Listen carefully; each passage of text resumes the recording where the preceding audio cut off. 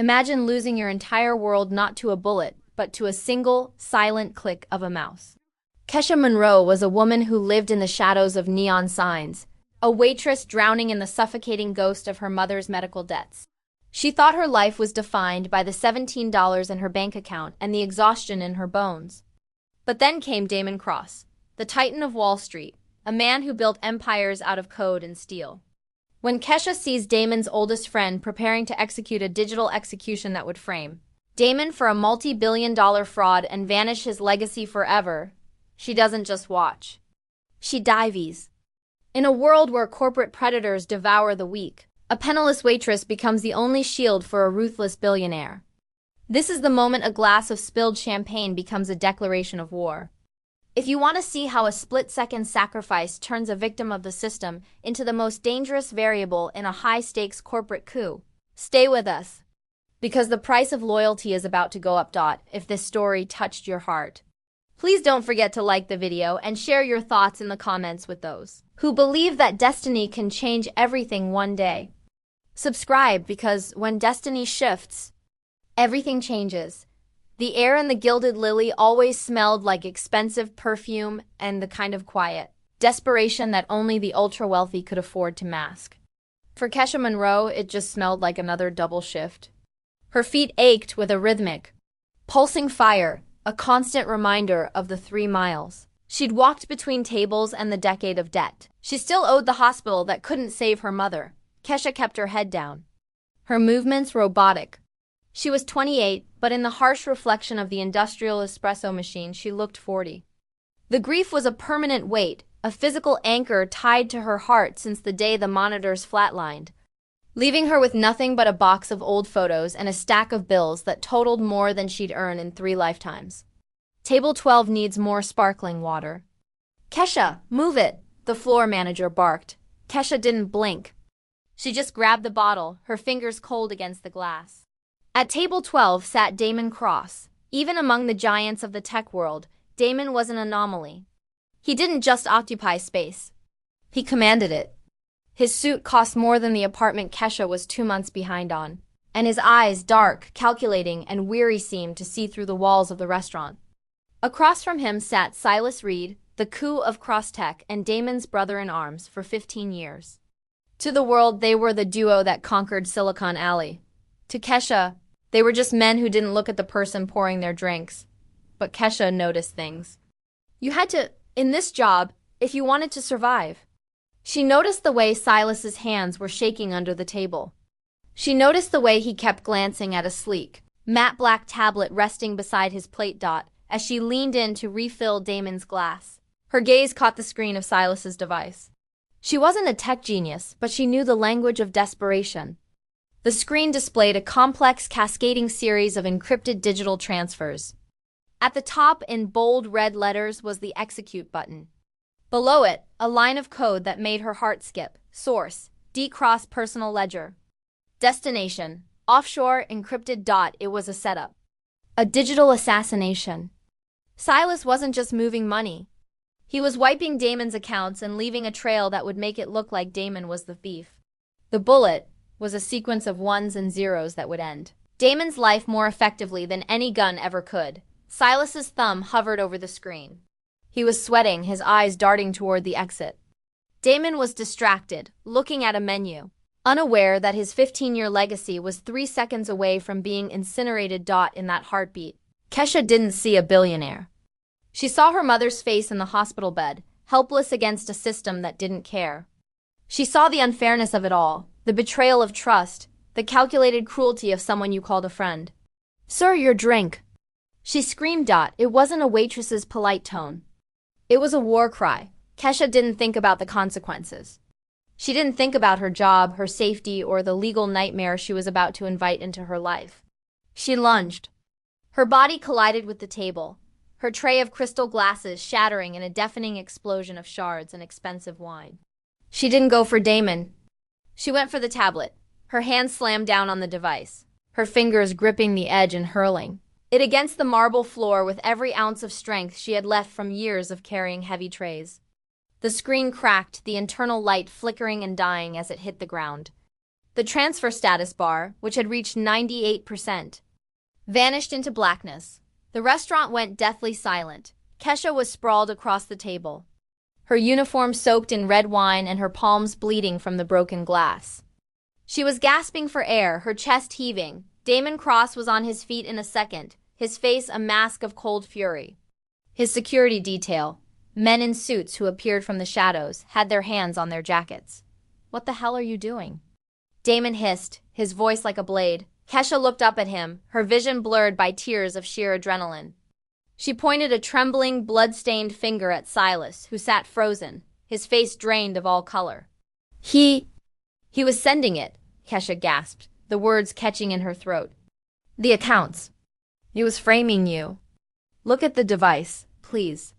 Just look at what he was doing." Silas stood up, his voice cracking. "She's insane. She just attacked us. Damon, get her out of here. Call the police." But Damon didn't call the police. He looked at Silas. He looked at the shattered tablet on the floor. And then, for the first time in 3 years, he truly looked at Kesha Monroe. He saw the raw, terrifying sincerity in her eyes. He saw the blood on her hands, blood she had shed to save a man who hadn't even known her name a minute ago. "Check the drive," Damon ordered his lead security guard, his voice terrifyingly calm. "Now." As the guard knelt to retrieve the broken device, the reality of what she'd done crashed over Kesha. She had just assaulted the second-in-command of a multi-billion-dollar corporation. She had destroyed property. She had made herself the target of a man like Silas Reed. The adrenaline began to fade, replaced by a cold, numbing terror. She looked at her ruined uniform, thinking of her mother's medical bills, thinking of how this was the end of everything. She began to shake, a deep, primal tremor that started in her soul. Damon stepped closer. He didn't touch her, but his presence was a shield. He watched as his guard accessed the damaged tablet's emergency cache. "He's right, boss," the guard whispered, his face turning grim. "The transfer was halfway through. It was routed to look like you initiated it from your private terminal. Another 2 seconds, and you'd be the most wanted man in the country." Damon turned his gaze back to Silas. The betrayal in his eyes was a dark, bottomless pit. Silas didn't wait for a confrontation. He turned and bolted toward the kitchen, disappearing into the night before the guards could react. Damon didn't chase him. Not yet. He turned back to the waitress, who was now huddled on the floor, surrounded by the wreckage of her life. He reached out a hand, not the hand of a CEO, but the hand of a man who had just seen a miracle in the form of a girl in a stained apron. "What's your name?" he asked softly. "Kesha," she whispered, her voice breaking. "My name is Kesha." "Kesha," Damon repeated, his voice grounding her. "You just took a bullet for me, and I never leave a debt unpaid." As the sirens began to wail in the distance and the patrons of the restaurant whispered in shock, Kesha Monroe realized that the life she knew was over. She wasn't just a waitress anymore. She was the witness to a crime that reached the highest levels of power. And as Damon Cross helped her to her feet, she felt the first spark of something she hadn't felt in years. Hope. But it was a dangerous hope, wrapped in the shadows of a war that was only just beginning. The world outside the tinted windows of the armored SUV was a blur of neon and rain. But inside, the silence was heavy enough to suffocate. Kesha sat huddled in the back seat, her hands wrapped in a clean linen cloth someone had handed her.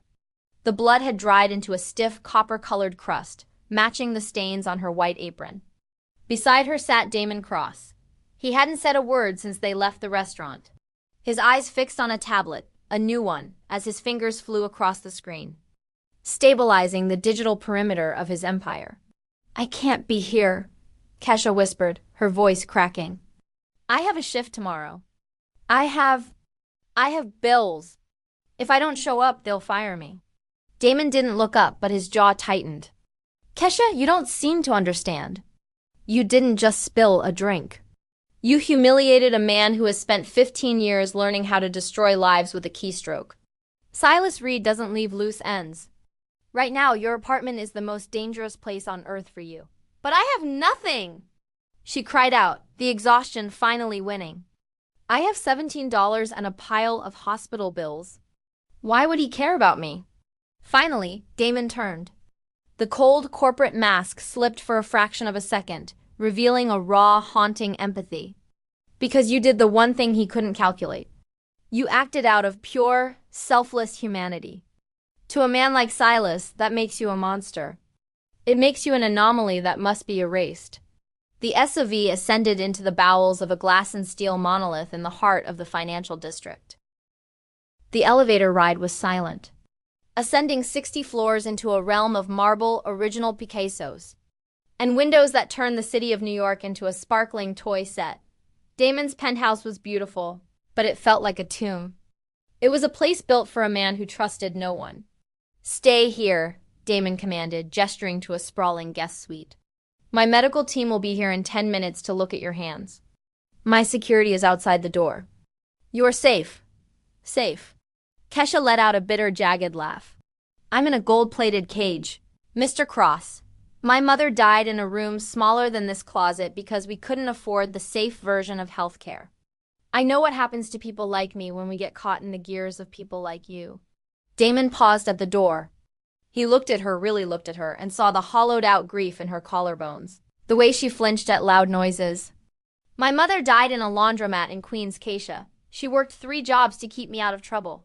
And she died of a heart condition that a $5,000 surgery could have fixed. I built this empire so I would never have to watch someone I love die because of a decimal point." The shared trauma hung between them, a bridge built of old scars. For a moment, the billionaire and the waitress were just 2 children of the same cruel system. The next morning, Kesha awoke to the smell of expensive coffee and the sound of a soft chime. She walked out into the main living area to find Damon standing before a wall of monitors. He wasn't looking at stock prices. He was looking at her. "Silas has started," Damon said, his voice flat. He pointed to a screen. A news ticker ran across the bottom of a financial channel. "Allegations of fraud at Cross Tech. CEO Damon Cross. Linked to offshore leaks." Below it was a grainy photo of Kesha from the restaurant, her face frozen in a scream as she lunged across the table. The headline read, "Unidentified accomplice assaults executive during internal audit." "He's framing us both," Kesha whispered, her knees going weak. "He's making me look like your hitman." "He's making you look like a liability," Damon corrected. "He thinks you're the weak link. He thinks if he pressures you enough, you'll testify that I forced you to destroy that evidence." He walked over to her, his presence overwhelming. He didn't offer a gun or a bribe. He laid a heavy leather-bound folder on the table. "Silas thinks you're just a waitress," Damon said, his eyes burning with a new, dangerous light. "He thinks you're a pawn. He's waiting for me to teach you how to hide. But I'm going to do something he never expected. I'm going to teach you how to fight." Kesha looked at the folder. It wasn't full of cash. It was full of corporate bylaws, contract law, and psychological profiles of Crosstech's board of directors. "What is this?" "This is your weapon," Damon said. "In my world, we don't use bullets. We use leverage. We use the fine print. Silas is a master of the digital shadow, but he's arrogant. He believes you are beneath his intellect. We are going to use that arrogance to bury him." For the next 12 hours, the penthouse became a war room. Damon didn't treat her like a victim. He treated her like an apprentice. He showed her how Silas had hidden the digital transfers within the company's legacy charity branch, a cruel irony that made Kesha's blood boil. "Look here," Damon pointed to a line of code. "He's using the medical debt relief fund as a laundromat for the stolen billions. He's stealing from people who are exactly where you were a year ago." Kesha felt something shift inside her. The exhaustion was still there, the grief was still a shadow, but a new heat was rising in her chest. It was rage-clean, cold, and purposeful. "How do we stop him?" she asked, her voice steading. Damon smiled, and for the first time, it wasn't a cold expression. It was the smile of a man who had finally found a partner. "We don't stop him yet. We let him think he's winning. We're going to build a honeypot, a digital trap that looks like a vulnerability. We're going to bait him into trying to finish what he started at the restaurant. But this time, you won't be diving across a table, Kesha. You'll be the one pulling the floor out from under him." As the sun set over the Hudson, they sat together over a map of the corporate structure. Damon reached out, his hand hesitating before lightly covering hers on the table. His skin was warm, his touch surprisingly gentle. "Why are you doing this for me?" Kesha asked softly. You could have just given me $1 million and sent me to a private island. It would have been easier. Damon looked at the city lights reflecting in her eyes. Because money can't buy the kind of courage you showed. And because for 15 years I thought loyalty was something you bought with contracts. You showed me it's something you give when there's nothing to gain. I don't just want to save my company, Kesha. I want to be the kind of man who deserves the sacrifice you made. In that moment, the billionaire and the waitress weren't just allies. The air between them charged with a deep, magnetic sincerity. Kesha realized she wasn't just fighting for her life anymore. She was fighting for the man who had finally made her feel seen. "Teach me everything," she said. Damon nodded. "Then let's go to work." If this story touched your heart, please don't forget to like the video and share your thoughts in the comments with those who believe that destiny can change everything one day. Subscribe because when destiny shifts, everything changes. The war for Crosstech wasn't being fought in the streets. It was being fought in the silent, pulsing servers of the world's stock exchanges. By the third day in the penthouse, Kesha had traded her stained apron for a tailored silk blouse. But the weight on her shoulders felt heavier than any tray of drinks. Silas Reed had unleashed his full arsenal. He hadn't just framed Kesha for the assault. He had frozen her meager bank account, labeling it evidence of illicit payment. He had leaked her mother's medical records to the press, painting a picture of a desperate, debt-ridden woman who would do anything for a billionaire's favor. "He's trying to strip away your dignity," Damon said, standing behind her as she stared at the television screen. "He thinks if he takes away your name, you'll crumble." Kesha turned, her eyes flashing with a cold fire that surprised even Damon. "He's too late. I lost my dignity when I had to beg a collection agency for another week of life for my mother. Silas thinks he's attacking my future, but he's actually attacking a woman who has nothing left to lose. That's his first mistake." Damon leaned over her shoulder, his scent sandalwood and expensive coffee wrapping around her like a protective cloak. "Then let's make sure it's his last." For the next 48 hours, the penthouse became a laboratory of psychological warfare. Under Damon's guidance, Kesha didn't just learn law. She learned the art of the honeypot. They weren't trying to hide the legacy charity funds anymore. Instead, they were making them look unguarded. "Silas is a predator," Kesha noted, her fingers scrolling through the complex architecture of the company's digital vault. "A predator doesn't attack unless he thinks the prey is wounded. We need to make the charity fund look like it's collapsing, like I'm trying to steal from it myself." Damon watched her, a look of profound respect softening his sharp features. "You're suggesting we use the very lie he's telling about you against him." "Exactly," she said. We create a backdoor. A digital breadcrumb trail that suggests, I'm trying to move the remaining billions to an untraceable account in the Caymans. Silas won't be able to resist. He'll think he can intercept the transfer, take the money for himself, and catch me red-handed as the ultimate thief. He'll be the hero, and we'll be the villains. But the moment he enters that back door," Damon finished, a grim smile touching his lips, "he triggers a hard-coded confession. Every keystroke he makes to redirect those funds will be logged and time-stamped by an independent third-party auditor we've already set up." As they worked deep into the night, the line between teacher and student blurred. The tension in the room wasn't just about the stakes of the company. It was about the magnetic pull between two people who had found their mirror image in the most unlikely circumstances. Damon paused, his hand resting near hers on the keyboard. "Kesha, after this is over, Silas won't just go to prison. He'll be erased. But the world will still know your face. You won't be able to go back to being a waitress." Kesha looked out at the skyline. "I don't want to go back. I used to think my life was a series of accidents I had to survive. But these last few days, for the first time I feel like I'm the one making the choices." She turned to him, her voice a mere whisper.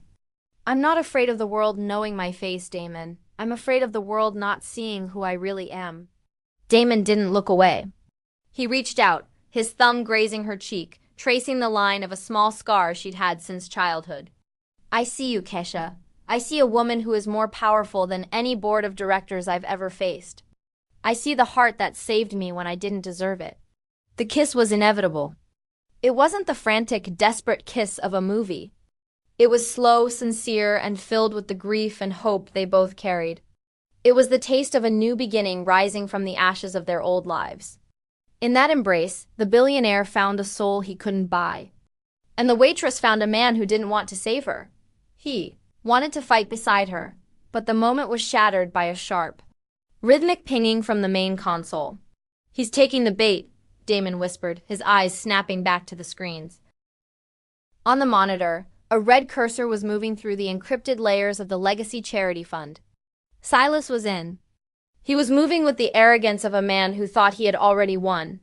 He began the redirect, pulling the billions toward his private server, unaware that every move was being broadcast to a secure terminal at the SEC and the FBI's cybercrime division. "He's doing it!" Kesha gasped, her heart hammering against her ribs. "He's actually doing it." "He can't help himself," Damon said, his voice dropping to a lethal octave. "He wants the empire, but he wants the money more. He's liquidating the very accounts that provide medical relief to the poor. He's signing his own death warrant." The screen flashed, transfer initiated, encryption override active. "Now," Keisha said, her finger hovering over the final command. "Let's give him the audience he wanted." With a single click, Keisha sent a mass alert to every major news outlet and the entire board of Cross-Tech. The alert didn't contain a headline. It contained a live stream link to the internal audit. Silas thought he was performing in secret. Silas's face appeared on a small, sub-screen, a hidden camera in his own private office. He was laughing, a glass of champagne in his hand, as he watched the numbers climb on his screen. He was talking to someone off camera, his voice dripping with venom. The girl was the perfect scapegoat. Silas's voice echoed through the penthouse speakers. "Damon's too sentimental. He actually thinks she's a hero. By tomorrow morning, she'd be in a cell, and I'll be the largest shareholder in the history of this city. Who cares about a few sick kids and their medical bills? This is business." Damon's grip on the table was so tight his knuckles turned white. He looked at Keisha, his eyes reflecting a mixture of pain for the lost friendship and an intense, burning pride for the woman beside him. "He fell for it," Keisha whispered, a single tear tracking down her face, not for Silas, but for the version of the world that allowed men like him to thrive. "He didn't just fall for it," Damon said, pulling her into his arms. "He just told the whole world exactly who he is. Now we finish this." The trap was set. The evidence was undeniable. But the final confrontation wasn't going to happen in a courtroom. It was going to happen exactly where it started, at the Gilded Lily. If this story touched your heart, please don't forget to like the video and share your thoughts in the comments with those who believe that destiny can change everything one day. Subscribe, because when destiny shifts, everything changes. The air in the Gilded Lily was cold, the restaurant having been closed to the public for private maintenance. Tonight, the golden chandeliers flickered with an eerie, rhythmic light casting long shadows across the velvet booths. Silas Reed stood in the center of the room, looking like a man who had already inherited the earth. He was flanked by 3 board members who had, until an hour ago, been his secret conspirators. "Damon isn't coming, Silas," one of the board members muttered, checking his watch. "He's a ghost. The SEC is at his penthouse doors as we speak." Silas smirked, adjusted his tie in a mirrored pillar. Damon is a romantic, and romantics always return to the scene of their greatest failure. "He'll be here. He wants to save that waitress one last time." "I'm already here, Silas." The voice didn't come from the front entrance. It came from the shadows of the bar. Damon Cross stepped into the light, but he wasn't alone. Walking beside him, her head held high and her gaze like tempered steel, was Keisha Monroe. She wasn't wearing an apron or a borrowed silk blouse. She wore a power suit of midnight blue, looking every bit the executive she had spent the last week becoming. Silas burst into a dry, jagged laugh. "Look at this. The king and the scullery maid. Is this your grandstand, Damon? Bringing your little pet to witness your arrest?" "I'm not here to watch an arrest, Silas," Keisha said, her voice echoing with a calm authority that silenced the room. "I'm here to witness a confession." Silas sneered, stepping toward her. "You have nothing. That honey pot you tried to set up? I saw right through it. I diverted those funds, yes. But I did it through your credentials, Keisha. By tomorrow, the world will see you as the thief who manipulated a grieving CEO. "Actually," Damon intervened, his voice dropping to a lethal, quiet tone. We were counting on that. We wanted you to think you were winning. We wanted you to feel so safe that you'd say exactly what you just said. Damon gestured to the wall. The massive projection screen, usually reserved for displaying vintage films during dinner, flickered to life. It wasn't a movie. It was a live feed of the very conversation happening in the room. At the top of the screen, a small icon glowed. Live stream status, 14 million viewers. Silas's face went pale. What is this? This is the destiny shift in the narrative, Kesha said, stepping forward until she was inches from the man who had tried to destroy her. You didn't just divert the money, Silas. You diverted it into a dead man's Switch account. The moment you accessed it tonight, you unlocked an automated data dump of every email, every encrypted text, and every offshore transaction you've made in the last 15 years. Damon stepped beside her, his hand resting firmly on the small of her back. The board members behind you? They've already seen it. The SEC? They're waiting outside, not for me, but for you. And the millions of people watching this live? They just heard you call the children of the medical debt fund sick kids who don't matter. The heavy oak doors of the restaurant burst open. Federal agents flooded the room, their voices a cacophony of authority. Silas Reed, the man who thought he was a god of the digital age, was forced to his knees on the same marble floor where Kesha had bled for a stranger dot, as Silas was led away in handcuffs. His eyes met Damon's one last time. There was no brotherhood left, only the cold, hard reality of a betrayal that had finally met its match. Silence reclaimed. The gilded lily. The board members had vanished into the night with their lawyers. The cameras were off. It was just the two of them, standing amidst the ghosts of their past week. It's over, Kesha whispered, the adrenaline finally leaving her. She felt the weight of her mother's memory, but for the first time it didn't feel like a burden. It felt like a blessing. Damon turned her to face him. The harsh, corporate lighting of the restaurant seemed to soften around them. No, Kesha, the war is over. But the life, that's just beginning.